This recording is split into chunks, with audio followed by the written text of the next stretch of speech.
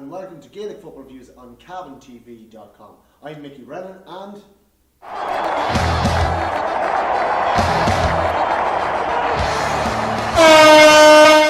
On tonight's show, we're going to be going through all the Breffni League results that took place on the weekend. We'll also be reviewing the Cavan-Roscommon match. And not only that, but we'll be also looking at the Ulster, or the All-Ireland winners, the under-14 ladies from Cavan.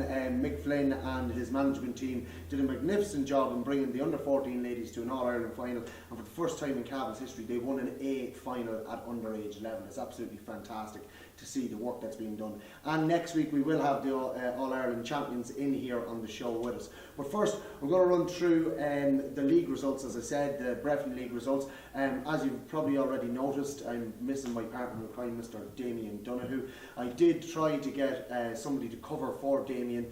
We went through a few different channels looking for someone to cover for Damien, but unfortunately Dublin Zoo wouldn't let me take out any monkeys. So we're just going to continue on with myself, Michael Brennan. So, and again, we don't have our usual setup where we've got an auto cue, so I'm going to be reading it this week. So we'll run through the Division 1A B League, or Breffni League results. Round 9, Coothill Celtic saw Castlereagh coming down to visit them in Coothill, and the visitors came away with a win here on a scoreline of 3 goals and 10 points to Coothill's 1 goal and 14. Another round 9 game was Ballyhaise taking on Lavey. Ballyhaise going very well at the moment under the stewardship of John Brady. They scored 117 to give them a home victory over Lavey. Lavey scoring 10 points. So a 10-point victory there for Ballyhaise. Ballyhaise definitely have to be favourites for the intermediate championship at this stage. Flying high in the Breffni League Division 1A and really putting senior teams to the sword this year. Last game to be played there in the Division 1A Breffni League saw Ballina taking on Ramor. This was played down in Ballina, and the visiting team Ramor came away with a 3-point victory, 19 points to 16. The last game saw Mullahoran getting a walkover against Lacken. I don't know why that happened. I don't know if Lacken weren't able to field a team or whatever, but Mullahoran did receive a walkover. Now, after 9 games played in the Division 1A of the Breffni League, that means that we have Ballyhaise sitting on top of the Division 1A table with 15 points. Castlereagh on 14 points in second place. We have Mullahoran in third place with 12 points and Ramor in fourth place with 12 points. Cavan Gaels missing out in the semi-final spot there with 8 points, 4 points behind the semi-final spot. Ballina also missing out with 7 points, and then down the bottom Lacken with only 4 points, having not played their last game. So the semi-final pairings will more than likely be Ballyhaise versus Ramor United and Castlereagh versus Mullahoran. Castlereagh, of course, last year's Division 1A Breffni League winners. It's interesting to see Ballyhaise, an intermediate team, playing in Division 1A of the league and of the Breffni League, coasting to top spot there in the Breffni League Division 1A. So it's fantastic work that's been done down there in Ballyhaise, and as I said already, they will be going into the senior or the intermediate championship as favourites. So we'll move on now to Division 1B, the Breffni League Division 1B. We had a few games here. Crusherlaw playing against Arva down in Crusherlaw, Kilmalek. It was 1 goal and 11 points to Crusherlaw and 3 goals and 14 points to Arva. Arva again putting up a huge score, again playing really well in the next division up that they went to this year, and coasting through with a 3-14 to 1-11 win against Crusherlaw. Round 9, another game, Killashandra taking on Gowna down in Killashandra. This ended up being a 1-16 to 1-8 victory for the home side, Killashandra. An 8-point victory there for Killashandra, a great result. They seem to have turned the tide after some poor results earlier in the season.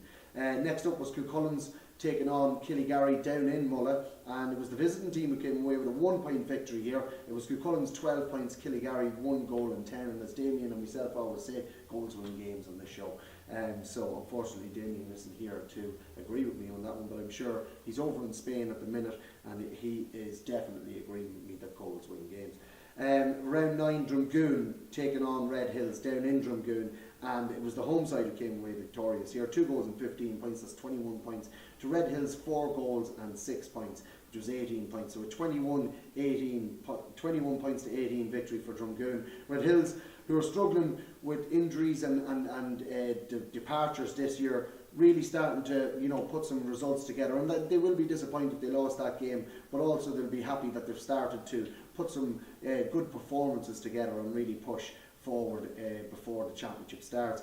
The last game saw Drumlane getting a walkover against Den. Again, another team getting a walkover in this Breffni League. I don't know what happened, whether Den couldn't field a team or whatever, but all those results mean that Drumlane sit on top of the table with 15 points, Killigarry in second with 14 points, Killashandra in third with 13 points, and Kilcullins in fourth with 12 points, leaving them all in a semi-final position. Arvid just missing out in the semi-final position by 2 points. They finished the Breffni League with 10 points, with a great year for them so far. Red Hills sitting on the bottom there with 2, Den on 4, Crushelaw and Gowna on 6.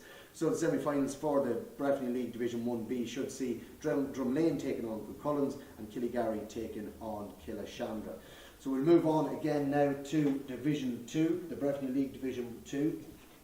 And the results here saw in round 9 Munchaconock taking on Ballymacue, and it was Munchaconock, the home side, who came away with a 3-point victory here, 2 goals and 10 points to Ballymaccue's 1 goal and 10.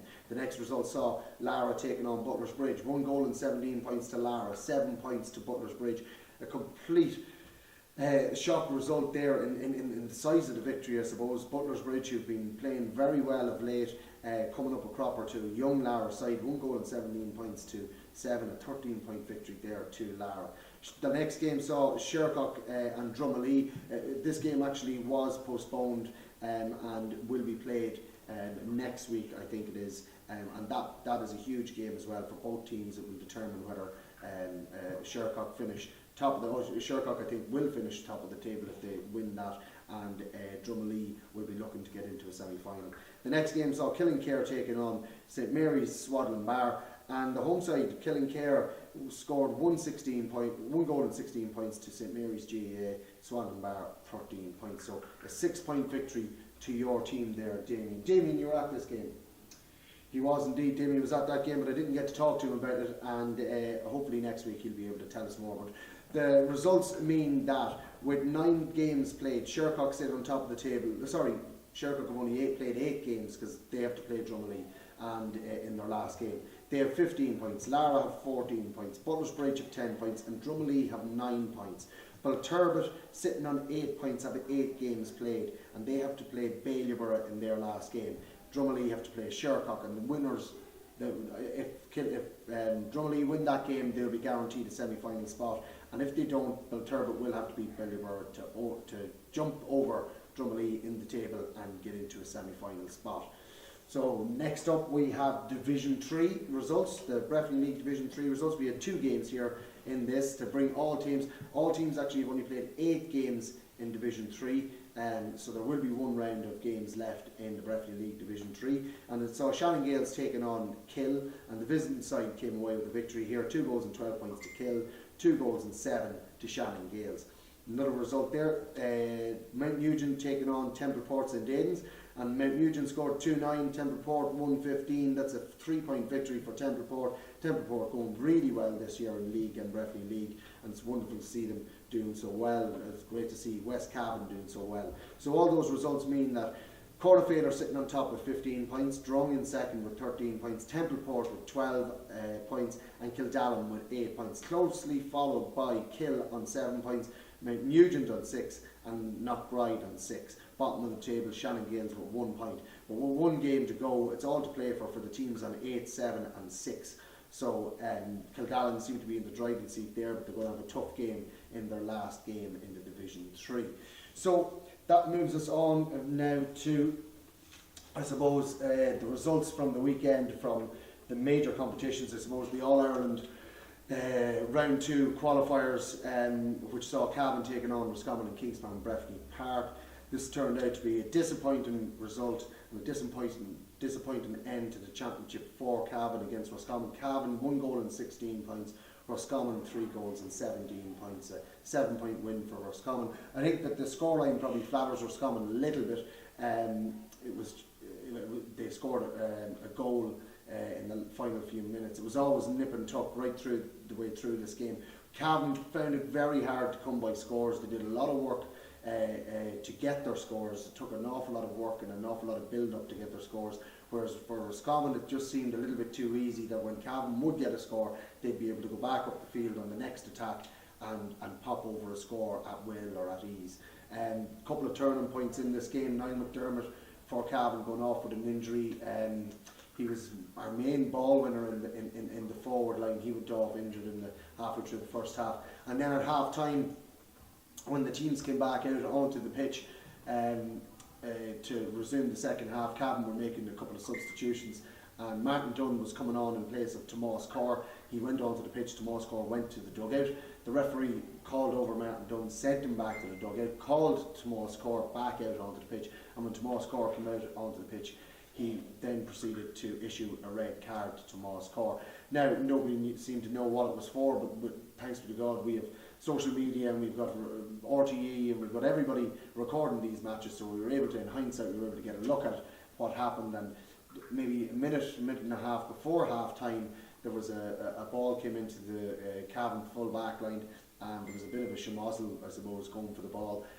Ultan Harney dragged out of Tomás Corr's jersey and swung him around, and as he swung around, Tomás Corr turned and raised his fist, and it was a striking offence, and that's what the referee sent him off for. I know that Tomás Corr would be bitterly disappointed with getting sent off, because I do think myself that if Cavan had stayed with 15 men on the field, that they probably would have got the result against Roscommon. Roscommon were able to sit back, soak up Cavan's pressure, and then counter-attack at speed when Cavan were pushing players forward.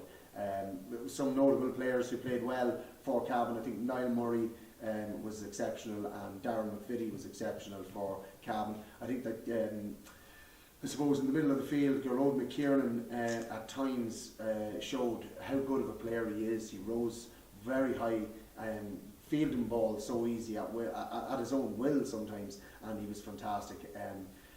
It's just disappointing for the lads that they've gone out of the championship at this early stage.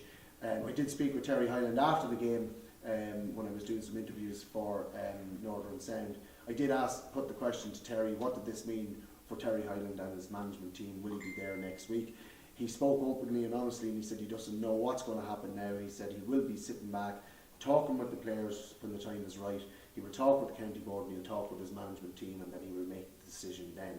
I do feel that Terry has done a wonderful job with this team over the last 3 or 4 years. I think he's brought Cavan from a very, very low ebb. I think it was the lowest ebb that Cavan have been at in a long while, and he's brought them from Division 3 to Division 2. And they've been in 2 McKenna Cup finals, they've been to an All-Ireland quarter final, they've had 2 disappointing championships in a row, and I think that something needs to be freshened up in there, and I think that, you know, whatever Terry decides to do, I back him 100%, but you know, if I'm sure there'll be some sort of shake-up within the management setup, and whether it be a new management team or a new backup team, management backup team to Terry and the lads. But whatever he decides to do, we wish him the best of luck, and we want to thank him for everything that he has done for Cavan football in the last few years, including obviously the under-21s and his 2 under-21 Ulster titles, and everything else that he was involved in an All-Ireland junior title last year, beating Kerry in the final. So, you know, we're making progress, but we need to make another step up now. Anyway, that's the Roscommon-Cavan game, and Cavan's All-Ireland quest is over for another year. So we'll move on, and speaking of All-Irelands, a wonderful result on Saturday, which preceded the Cavan-Roscommon game. This game was taking place in Banagher. It was the All-Ireland Under-14A Ladies Final, where Cavan took on highly favoured Cork side in the All-Ireland final after Cavan drew with Galway in the semi-final. It went to extra time and they lost by a single point. It then turned out that Galway had played some illegal players. Cavan got through to play in an All-Ireland final, and what a result this is for Mick Flynn and the whole setup there in the ladies' underage setup. Cavan 17 points, Cork 4 goals and 4 points, 17 scores to 8 scores in favour of Cavan. It was a 1 point victory for Cavan. It ebbed and flowed the whole way through the game. We followed this game on Twitter, a wonderfully exciting game. We were talking to Carol Kieran, she was on Northern Sound, and she was just a bag of nerves, but you know, in the end, they got the result, and we're so delighted for these girls and for Mick Flynn and everybody involved in the Cavan ladies setup, because the work that's been done there is exceptional. It's second to none.